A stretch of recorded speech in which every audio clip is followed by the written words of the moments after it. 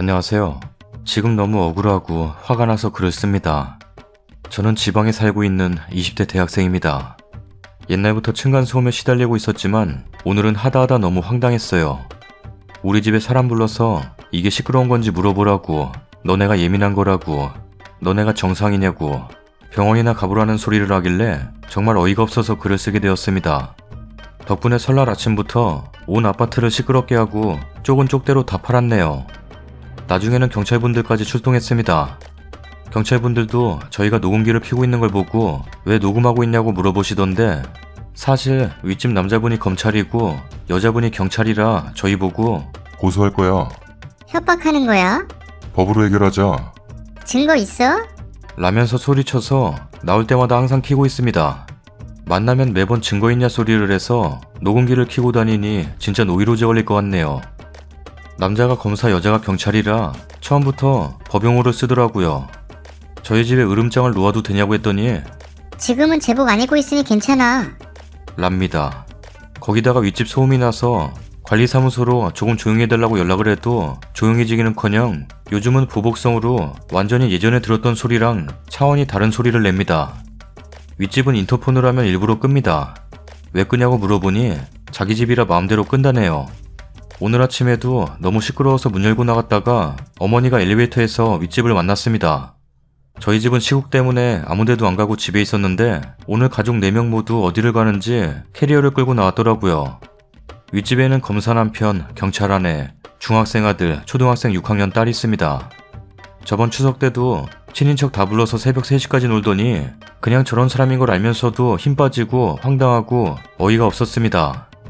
그래놓고는 애들만 1층에 보내놓고 바로 올라와서 나오라고 초인종을 20번이나 막 누르더라고요. 자기 딸이 울었답니다.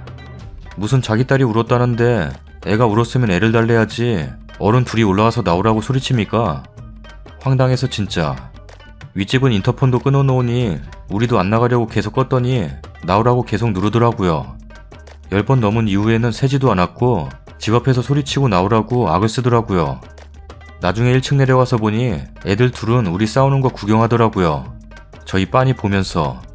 애가 울고 무서워했다면서 차 타야 된다고 지 엄마한테 문 열라고 소리치고 둘이서 장난치고. 진짜 운 거 맞는지도 모르겠네요. 제일 화나는 부분은 윗집 사람들이 몇 년 동안 층간소음 때문에 서로 얼굴 붉히는 거 알면서도 미안하다는 말 그 한 번을 안 했다는 겁니다. 몇 번을 만나서 얘기를 하자고 해도 우리 사이는 끝났어. 법적으로 해결해. 소음 측정해라. 40대 10엘 안 넘으면 무조건 아랫집이 참아야지. 그게 법이야. 너네가 예민하다고 생각 안 하냐? 너네가 먼저 사과해. 애들한테 얘기하지 말어. 반말하지 마라. 그래놓고 우리한테 야 아저씨, 네 아들놈, 이놈 저놈의 무슨 새끼 손가락질까지 합니다. 이 말만 앵무새처럼 되풀이합니다. 대화가 안 돼요 진짜. 오늘도 자기 애한테 말 걸었다고 미성년자한테 말 거는 건 협박이라고 하더라고요. 시끄럽게 뛰는 애들한테 너네가 뛰었냐고 묻는 게 왜 안 되냐고 되물으니까 그냥 애한테 절대 말하지 말고 무조건 자기한테만 말하래요.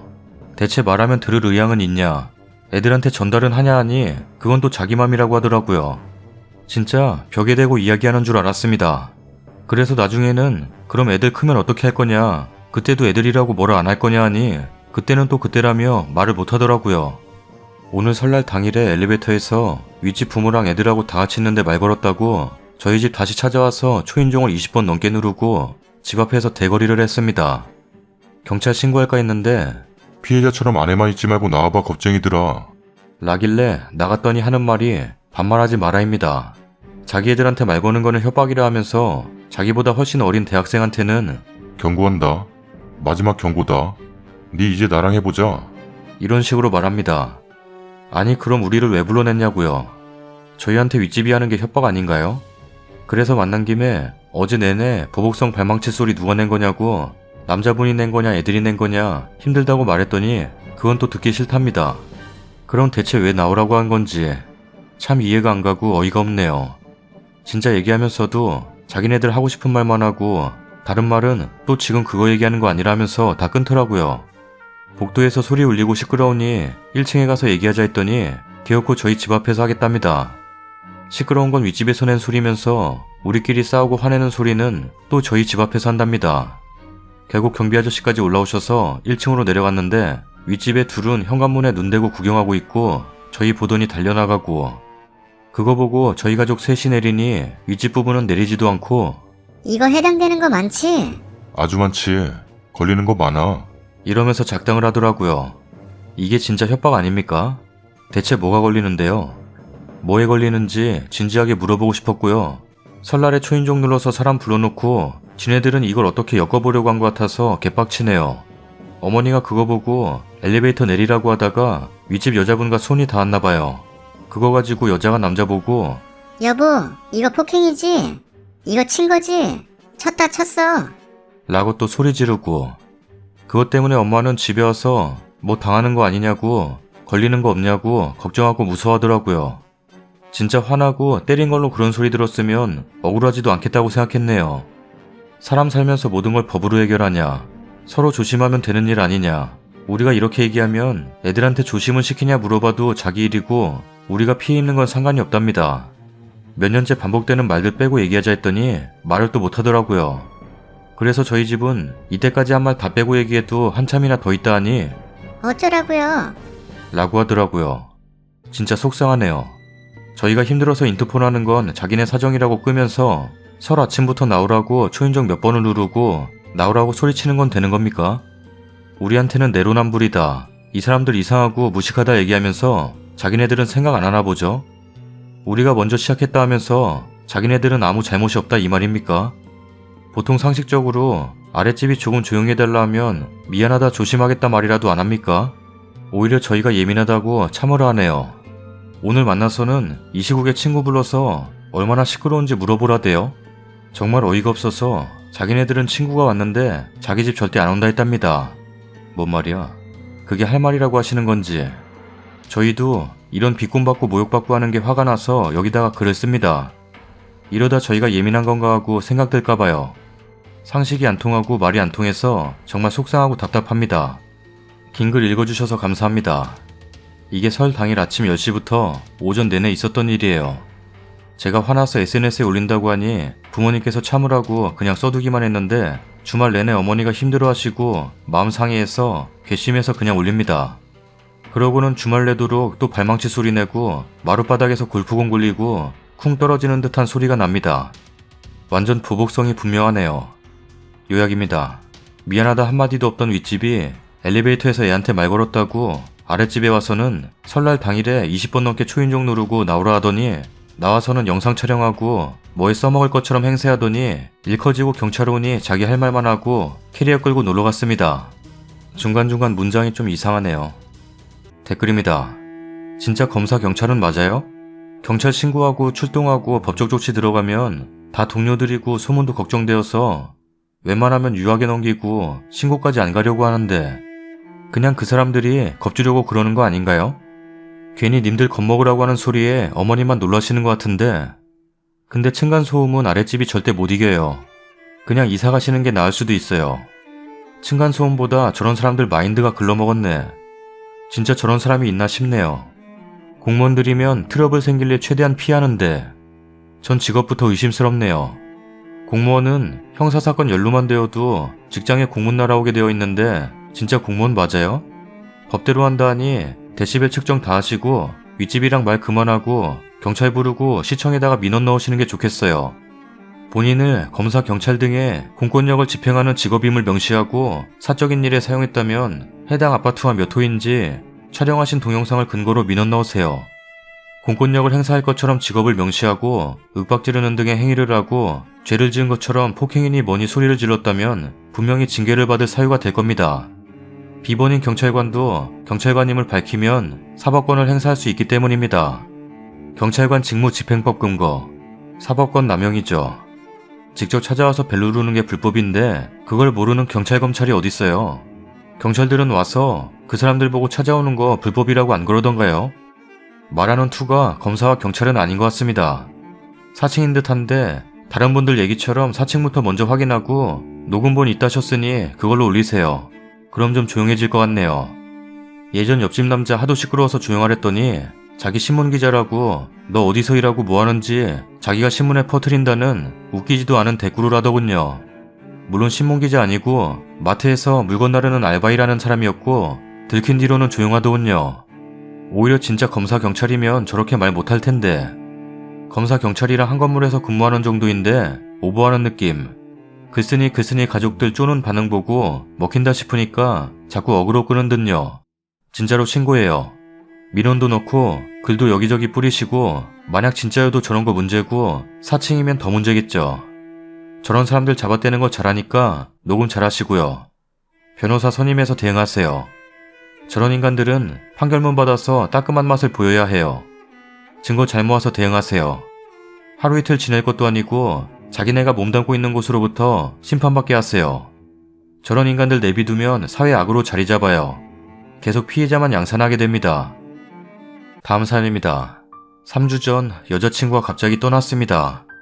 그날 저희는 2800일 기념으로 비싼 코스만 골라 1박 2일로 데이트를 했습니다. 사귄 세월 중 가장 고급지게 놀았던 날이었습니다. 여자친구가 좋아할 만한 걸 그날 다 했던 것 같아요. 원래 1년 이후 몇백일 기념은 안 하기로 하고 몇 주년으로만 챙기기로 했는데 요 근래 서로 바빠 못 만나기도 하고 또 여자친구 생일에 여자친구가 출장 가느라 못 만나서 속상해하길래 생일 이벤트 겸 요새 힘들어하는 거 위로해줬어요. 성공적으로 데이트 마치고 집에 데려다준 그날 그 애는 가버렸네요. 그것도 타이적으로. 장례식에서 몸도 마음도 못 가누시는 그의 부모님을 대신해 비록 법적 가족은 아니지만 그 관계를 앞둔 사람으로서 조문객들 받고 등등 상주로서 많이 노력했습니다. 여자친구에 대한 슬픔이나 사랑보다는 그냥 그게 제일 같았어요. 사람의 가는 길이 생각보다 복잡하고 또 아무것도 못하는 여자친구 가족분들을 대신하느라 정신없어서 그거 다 하느라 장례식부터 여자친구의 신체였던 뼈가루가 뿌려지는 순간까지 눈물 한 방울 안 흘렸습니다. 그럴 틈도 없었어요. 집에 돌아와서도 눈물이 안 났습니다. 슬프긴 슬픈데 멍하기는 해도 딱히 드라마에서처럼 오열하거나 그러진 않았습니다. 여자친구가 갔다는 소식 듣고 그날 저녁 먹은 거 다 토하고 바로 여자친구 있는 병원으로 가긴 했지만 눈물 한 방울이 나오지 않았어요. 여자친구 마지막으로 가는 모습 봤을 때도 마치 자는 모습 같아 덤덤했고 장례식에서 며칠을 밥 안 먹고 안 자는 거 여자친구 가족분들은 제가 슬퍼서라고 생각하시는데 사실 조문객 맞고 절차 진행하느라 바빠서 그랬을 뿐이라 그렇게 안 슬퍼서 죄송스러웠어요. 이상합니다. 여자친구는 꿈에서도 안 나와요. 사실 죽은지도 모르겠어요. 굳이 여자친구 흔적도 안 주었어요.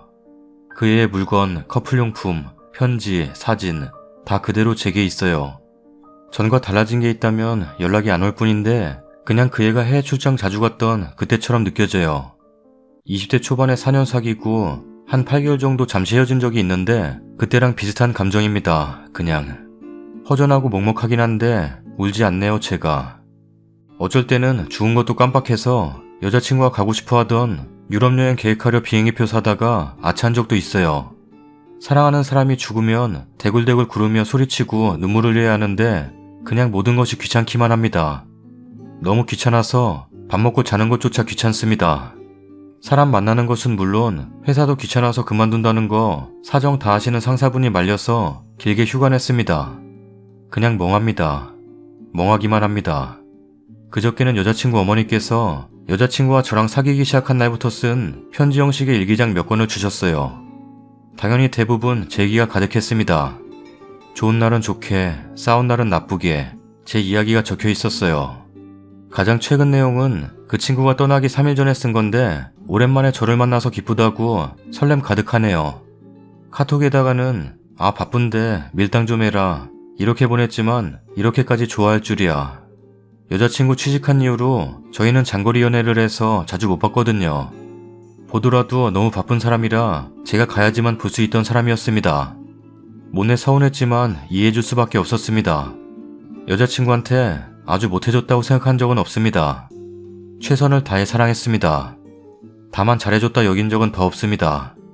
특히 제가 취직 직전 1년 반 정도 사정이 안 좋았을 때 여자친구와 데이트 비용을 전액 부담한 대신 제게 온갖 화풀이를 했는데 그걸 다 받아주면서도 힘들다고 아주 잠깐 그 애로부터 도망치고 싶다고 여긴 적이 있습니다.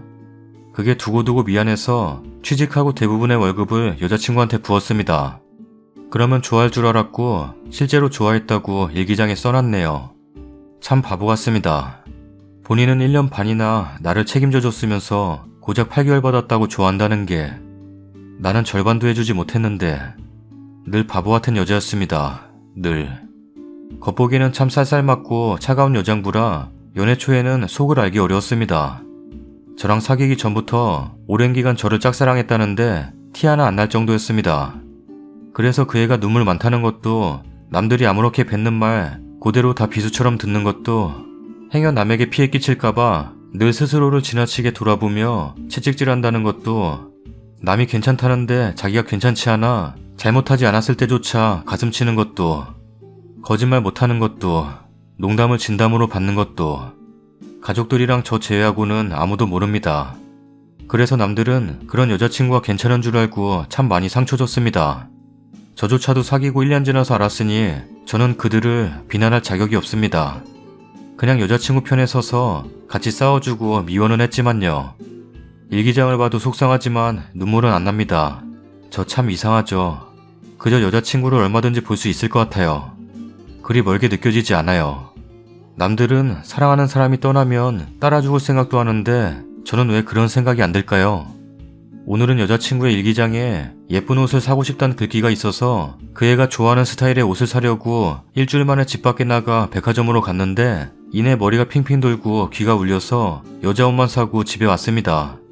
나간 김에 커피 마셔볼까 해서 여자친구가 좋아하는 달달한 커피도 샀는데 마시다가 아 이거 내가 싫어하는 거였지 라고 뒤늦게 생각나서 토했네요.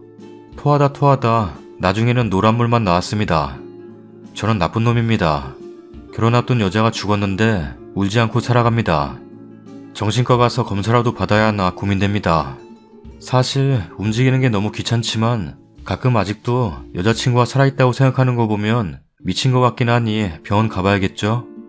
저 욕 좀 해주세요. 냉혈 안에 소름 끼치는 행동 맞죠? 댓글입니다. 진짜 역대급 가슴이 너무 아파요. 슬퍼서 뒹굴며 우는 사람보다 더 슬퍼 보여요. 너무 충격이 크셔서 몸과 정신이 그걸 부정하고 있는 것 같아요. 아직 몸이 여자친구의 죽음을 온전히 받아들이지 못하고 있는 것 같아요. 일종의 방어 기전이라 해야 되나? 마음이 아픕니다. 가까운 이와 사별했을 때 사람이 극도로 스트레스를 받는다고 하는데 지금 그 상황이신 것 같아요. 부디 우울해지지 마세요. 여자친구 좋은 곳 잘 보내주시고 님 인생 멋지게 잘 사시길 바랄게요. 제 남편이 사고로 죽던 날 저도 눈물이 안 나왔어요. 멍하니 있다가 장례식장에서 내가 왜 여기서 이러고 있나 집에 가면 남편이 기다리고 있을 것 같았어요. 장례식 마지막 날 위험하죠? 남편 얼굴 보러 들어갔는데 내 남편이 왜 여기서 눈 감고 있지? 일어나라고 하면 일어날 것 같고 그랬어요. 그러다 이미 차가워진 남편 얼굴 잡고 우리 딸 내가 잘 키울게 하며 마지막 인사를 했네요. 그때가 20대 중반 딸 4살이었어요. 몇 주간은 멍하니 앉아서 아무것도 안 했어요. 그러다 갑자기 화가요. 아 이제 정말 볼 수가 없구나. 날 사랑해주던 내 남편이 이제 진짜 사진으로만 볼 수 있구나. 그러다가 오열하고 이제 남편 떠난 지 4년 차. 아직도 보고 싶어서 혼자 울어요. 이제 곧 남편 기일이네요. 어느덧 훌쩍 자란 저희 딸과 같이 인사하러 가야겠네요. 우울증이 우울해서가 아니라 아무런 욕구가 없을 때 우울증이라고 하는데 특히 먹거나 잠을 안 잔다는 부분에서 그리고 직장을 그만둔다고 하는 부분에서 님의 일상에 영향을 끼치는 걸 봐서 지금 우울증이신 것 같아요. 보통 사랑하는 사람을 잃었을 때 우울증에 걸리기 쉽다는데 정신과 내방하셔서 한번 진단 받아보시길 바랍니다. 읽는 내내 눈물이 나네요. 지극히 정상입니다. 몸과 마음이 현실을 인정하지 않는 거예요. 그 사실을 인정했을 때 자신의 모습을 감당할 수 없을 걸 아니까. 2800일 기념이면 8년 가까이 만나셨으니 이미 인생의 일부가 되고도 남았겠죠. 절대로 본인 정신세계가 이상한 게 아닙니다. 다만 다른 분들 권유처럼 상담 받아보시길 바랍니다. 지금처럼 익명의 누군가에게 얘기를 하는 것만으로도 도움이 될 거예요. 하지만 저희는 전문 치료사가 아니라 도움이 될 수 있는 방법을 잘 몰라요. 전문가에게 도움을 청하시는 게 좋을 것 같아요. 저도 누군가를 잃고 나서 꽤나 심적으로 방황했어요. 사실을 인정하기까지 너무 오래 걸렸거든요. 어쩌면 지금도 인정을 반쯤은 안 했기에 괜찮은 것 같기도 해요. 저도 잘 모르겠어요. 슬프지 않는 게 아니라 울지 못하는 겁니다. 쓰니 몸이 이미 알고 있는 거예요. 눈물을 흘리는 순간 여친의 죽음을 인정하는 게 되고 버틸 수 없다는 걸 말이죠. 머리로 죽었다고 생각해도 마음은 그걸 부정하고 있는 거고요. 순이는 욕이 아니라 치유가 필요한 상태입니다. 사랑하는 사람이 세상을 떠났을 때 보일 수 있는 가장 위험한 상태 중 하나로 보여요. 제발 스스로를 몰아붙이지 말고 치료를 받으세요. 정신적으로 중상인데 신체에 중상을 입으면 당연히 병원 가잖아요. 병원이 꺼려지면 심리상담이라도 받으세요. 너무나 안타깝네요. 어떤 말로 위로를 해야 할지 모르겠습니다. 힘내라는 말은 하지 않을게요. 지금도 죽을 힘을 다해 버티고 있는 상태일 거거든요. 거기서 더 힘내라는 말은 너무 가혹한 것 같습니다. 자책을 멈추고 슬픔을 끄집어내어 치료하도록 하세요. 어릴 때 동생이 사고로 죽었는데 그날 아침까지도 저와 TV 보면서 놀던 애가 그날 밤에 죽었어요. 저도 장례식 치르면서 한 번도 안 울었어요. 말이 안 되니까요. 이게 뭐지? 어떻게 이런 일이 일어날 수 있지? 이게 진짜인가? 하는 생각밖에 안 들었으니까요. 20년이 훨씬 넘게 지난 지금도 그날을 생각하며 눈물을 흘려요. 나는 성인이 된 지도 한참 지났는데 내 동생은 아직도 꼬마일까? 그리고 그 상처는, 죄책감은 내가 죽는 날까지도 없어지지 않을 걸 알아요. 글쓴이님 여자친구의 죽음 실감 가는 날이 올 거예요.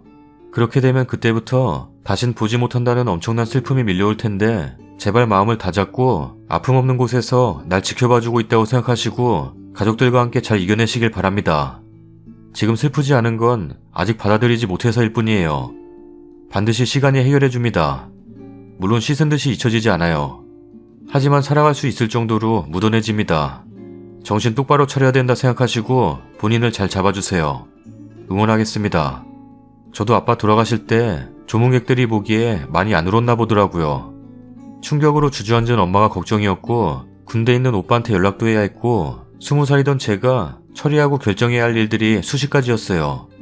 우리 아빠 그냥 저기에서 주무시고 있는 것 같은데 관은 무슨 나무로 할 거냐, 상복은 무슨 색 입을 거냐, 음식은 얼마짜리로 할 거냐. 진짜 이거 뭔가 잔치가 있어서 손님 받을 준비하는 것 같더라고요. 아빠 사진 앞에 앉아서 오빠랑 어렸을 때 우리 아빠 이야기 나눌 때는 웃음도 피식피식 나더라고요. 그거 보고 사람들은 욕했겠죠. 장례 치르고 나서도 학교도 나가고 친구들이랑 술도 마시고 그래요. 근데 정말 어느 순간 아빠 생각하지도 않은 것 같은데 심장이 찢어질 듯 아파서 대굴대굴 구르며 울어요. 19년이 지난 지금도 가끔 그래요. 이상한 것도 아니고 독해서도 아니에요. 상황은 아는데 받아들이지 못해서 그래요. 님 덕분에 아빠 생각 한 번 더 하게 됐네요. 다음 사연입니다. 안녕하십니까. 일단 저는 결혼 정년기의 남자입니다.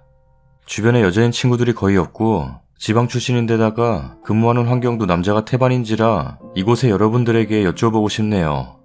아무래도 제 입장 위주로 생각해주는 제 지인들, 즉 남자들의 입장은 객관성이 떨어지는 듯 해서요. 휴대폰으로 이런 거 써보는 게 처음이라 몹시 당황스럽네요. 이해 부탁드립니다. 저는 사귄 지 1년이 되어가는 사랑스러운 여자친구가 있습니다. 그녀도 저도 30이 넘었기 때문에 결혼 생각을 하고 있고요. 요즘 젊은 사람들 같지 않게 참하고 성실하고 예의 바른, 힘들어도 젊어 고생은 사서도 하는 거라며 즐길 줄 알고 엄한 집에서 가정교육도 제대로 받고 어른 공경할 줄 알며 그럼에도 불구하고 강자에겐 강하고 약자에겐 약한, 제겐 정말 천사와도 같은 현명한 여자입니다. 여자친구 이야기는 해도 해도 끝이 없네요. 작은 것 하나까지 정말 바른 사람이구나, 사랑 많이 받고 자랐구나 싶은 사람입니다. 각설하고 서로에 대해 알아갈수록 조금씩 제 자신이 초라해 보입니다. 처음엔 몰랐어요. 나이가 있다 보니 조심스럽고 신중하게 서로 오픈해갔고 항상 서로 배려하다 보니 신뢰가 될 법한 얘기는 안 했거든요. 저는 속칭 스카이는 아닙니다만 나름 괜찮은 대학 나와서 현재 공기업에 재직 중이고 저희 부모님은 서울에서 마트를 운영하고 계시는 일남 일녀 중 장남입니다. 요즘 대형마트들이 워낙 많지만 저희 집이 위치한 곳이 크게 부자 동네도 아니고 대형마트까지 가려면 차를 끌고 이동해야 하지 않습니까? 저희 집은 슈퍼보다는 조금 크고 동네가 주택가다 보니 어느 정도 고정적이고 안정적인 수익은 발생하고 있어서 부모님 노후는 걱정이 없습니다. 제 여동생은 학교 교사로 근무 중이라 가족이 각자 앞가림은 잘하고 있습니다.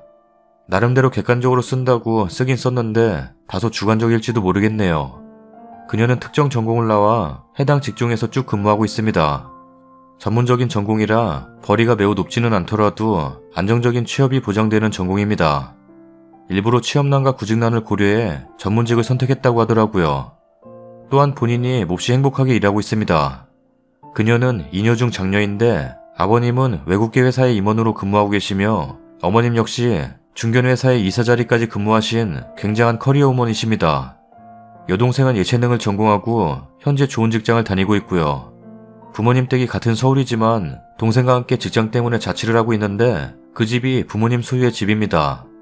현재 부모님께서 거주하시는 아파트 또한 40평대며 부모님 두 분 다 직장을 정년까지 다니셨기 때문에 국민연금을 두 분 다 받고 계시답니다. 노후 대책으로 경기도 모초에 아파트 한 채를 사 세를 받고 계시며 얼핏 하는 말론 오피스텔 한 채가 더 있는 것 같습니다. 객관적인 사항만 작성하고 있는데도 조금씩 자신이 위축되네요. 여자친구는 자기네 집이 중산층일 뿐이라고 부모님이 노후 대비해 놓으신 게 얼마나 다행이냐 합니다.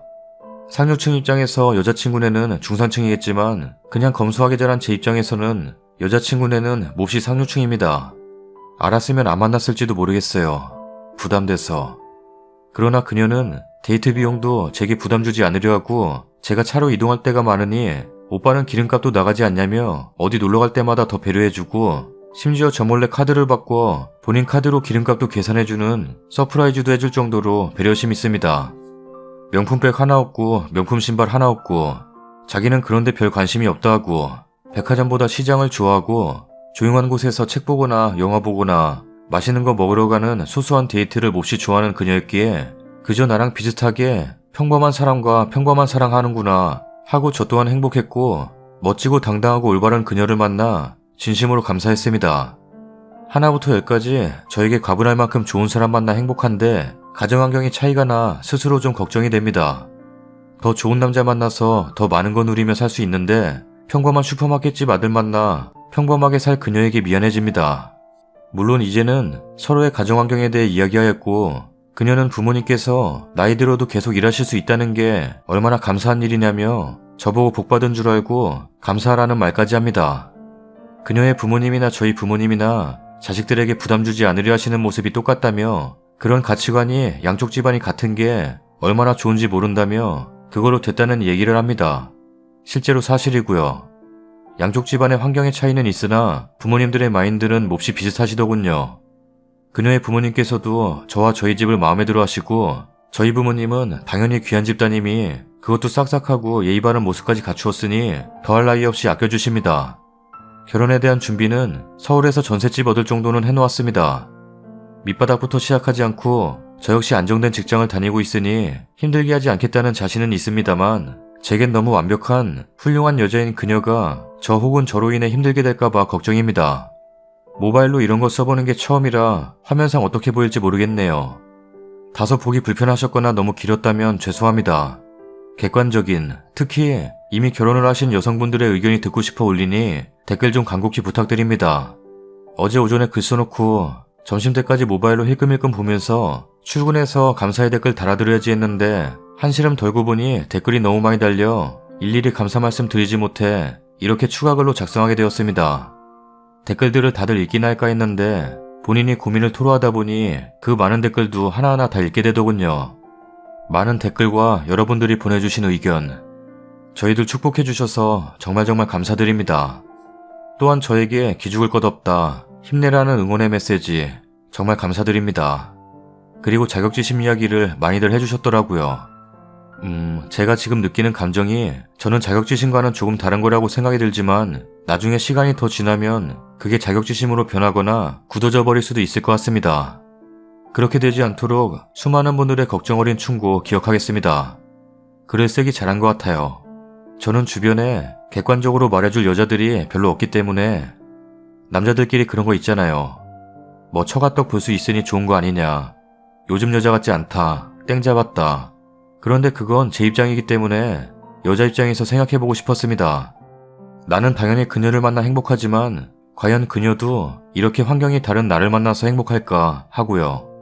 제가 이곳에서 보고 굉장히 충격을 먹었던 글 중에 소개를 받은 남자분이 키가 작고 차가 경차였는데 만난 지 얼마 지나지 않았는데 구두를 사달라고 요구한 소개팅녀에 대한 남자분의 글이 있었습니다.